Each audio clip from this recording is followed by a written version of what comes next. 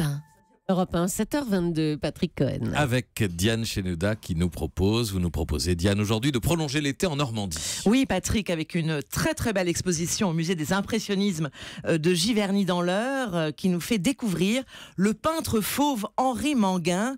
Alors l'artiste n'est pas aussi connu que Matisse et pourtant il a lancé avec lui et d'autres comme Braque le mouvement du fauvisme en 1905. Vous savez, ce mouvement de libération de la couleur. Alors cette expo, eh bien écoutez, vraiment nous irradie de lumière.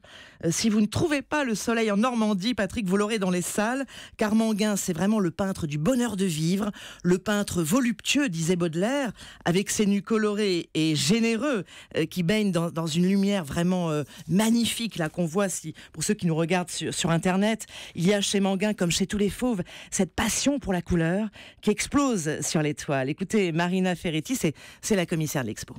Manguin utilise les couleurs pures telles qu'elles sortent du tube de peinture.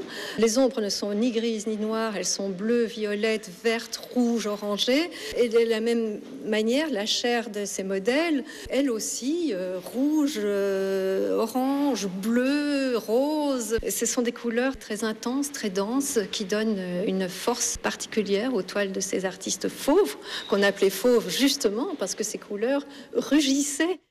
Les paysages du Midi ont aussi été une source d'inspiration inépuisable. Oui, Patrick, le golfe de Saint-Tropez notamment qu'il découvre en 1904.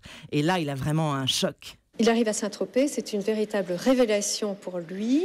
Cet homme qui était pris de couleurs et de lumière trouve un paysage qui correspond à tout ce qu'il a pu rêver de trouver. Vous avez notamment un de ses premiers tableaux peints à Saint-Tropez, qui est un coucher de soleil absolument éblouissant, où la mer est orangée, reflète la couleur du ciel, et on sent cette sérénité et en même temps cette exaltation provoquée chez l'artiste par une nature qui ressemble à ce qu'il rêvait de peindre, une nature qu'il ne quittera plus.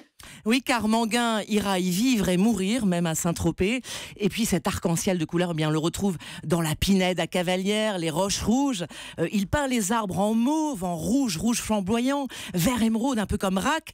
Ça fait penser d'ailleurs aux paysages de Braque à Collioure. Vous savez un petit peu ces paysages de Saint-Tropez, ces paysages de Manguin. Admirable aussi ces natures mortes. Bouteilles, pommes, citrons sur des tissus brodés avec un côté oriental, très décoratif, très inspiré de Cézanne.